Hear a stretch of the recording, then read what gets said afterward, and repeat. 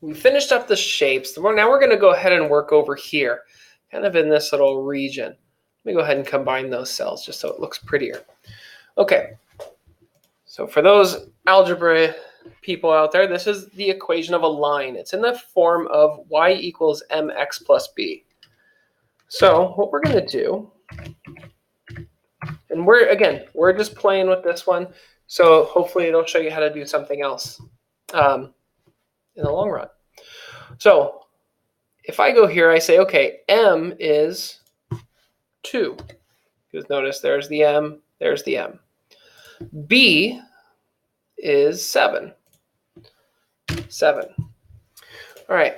Now in math class, I don't know if you guys remember, but you'd have to make a chart of x and y, and you'd have to calculate it. So if I put in 0 for x, I should get a value for y. So let's figure out how to do that. We're actually going to type the equation right here, into the cell. But the cell is actually what's going to be y. So we're going to say this cell is going to equal, let's go with 2 times x. So times, I'm not going to type in x because I have a value for x right here. So I'm going to click that. Okay, notice it added A17, that cell, plus b, which is 7. All right, I hit enter and it calculates that out. Now I can either do that another 6 times, or if I highlight this cell, grab the box in the bottom right hand corner. So notice my arrow turns into a plus sign. I grab that and I drag it down. Watch this. What it does is it actually changes the number. So now it's going for A23, which for this cell, it's going to grab that number. Okay, so that's one way that I could do this. Another way I could do this is instead of just typing in 2, so let me go ahead and let's delete that. So now instead of typing in 2, I can say equals this cell times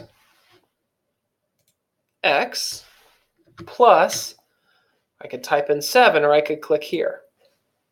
Okay. Enter. It gives me the same number. Now, when I drag this down, this doesn't work nearly as well. I'm getting some errors. Okay? And here's the problem. When you drag down, if I drag that cell down, it's going to take this and it's going to turn B13 into B14. And it's going to turn B14 into B15. And this one, we actually do want it to change. So how can I make it so that number stays the same? So it's a little trick where if you click right in front of the number and put the dollar sign there, dollar sign, right in front of this number and hit the dollar sign. What that means is, if I drag this down, keep that 13 the same and keep that 14 the same. That's what the dollar sign means. And I want that 17 to change. So now let's try this. So I now have my saved numbers. Notice down here, it still says 13 and 14 because I put a dollar sign in front of it. Okay, so that's a neat trick. Here, if you want to go further and do a little bit of review, I'm going to highlight this. And what if I wanted to actually have a graphing calculator? I could insert a chart. So if you remember that from before, I can either hit insert chart, or I can come over here and just hit the chart icon and it makes a chart. But I remember from math class, we used to do those as scatter plots. Let me change it into a scatter plot. So there we go. If you really want to get fancy, you could come here and under the series, you can actually add data labels or a trend line.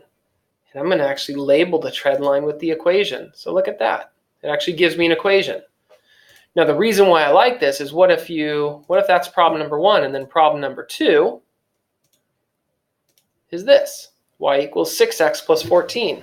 Well, now I can change my m to 6 and I can change my b to 14. And look at, my graph changes automatically. There's my new equation. What if I then got problem number 3? There you go, y equals 8x plus 2. So M is 8, and B is 2. Again, it changes my graph. All of my calculations change because I referenced whatever's in this cell, just like before. So that's a whole bunch more than what I was asking you to do, but figured it might be nice to go ahead and see that. So go ahead and play around with it and see those formulas. And again, this is more of an example if you happen to be teaching or you want a calculator. It's just an easy way that spreadsheets can do it. Remember, the main goal is, or the main key is, starting with equals.